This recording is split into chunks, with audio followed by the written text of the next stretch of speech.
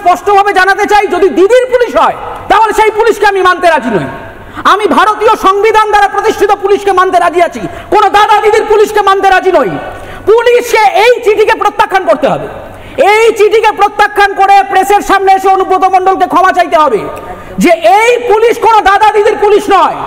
রাজীব কুমার চাকরি করছেন কোনো দাদা দিদির বদান্যতায় নয়, রাজীব কুমার চাকরি করছেন ইউপিএসসি পাস করে এসে, রাজীব কুমার চাকরি করছেন এই পশ্চিমবঙ্গের 10 কোটি মানুষের সুরক্ষা দেওয়ার দায়িত্ব রাজীব কুমারের। কোনো দাদা দিদির বদান্যতায় তিনি চাকরি করছেন না, নিজের যোগ্যতায় চাকরি করছেন।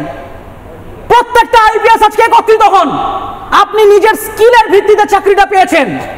যদি আপনি ওই অযোগ্য শিক্ষার্থীদের মতো টাকা দিয়ে চাকরি না পেয়ে থাকেন, তাহলে কালকে চিঠি দিয়ে বলুন যে চাকরিটা ছাড়ছেন আপনারা। কজনকে ট্রান্সফার করবে?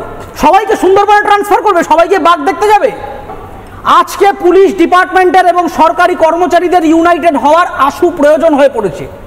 এই পুলিশ ডিপার্টমেন্টের বোঝা উচিত যে আজকে কেবলমাত্র প্রমোশনের লোভে, কেবলমাত্র পোস্টিং এর লোভে, আমি কোন থানায় পাবো, কোন জেলায় পাবো, কোন শহরে পাবো, কলকাতায় পাবো না গ্রামে পাবো, এই লোভগুলো দেখাতে দেখাতে আজকে এমন জায়গায় চলে গেছে যে একজন ইন্সপেক্টর ইনচার্জ রাজীব কুমারের মতো একজন one of the most efficient cop, তার স্ত্রীকে কিংবা তার মাকে ধরে এই ধরনের কথাবার্তা বলার সাহস পাচ্ছে একজন তিহার জেল খাটা আসামি।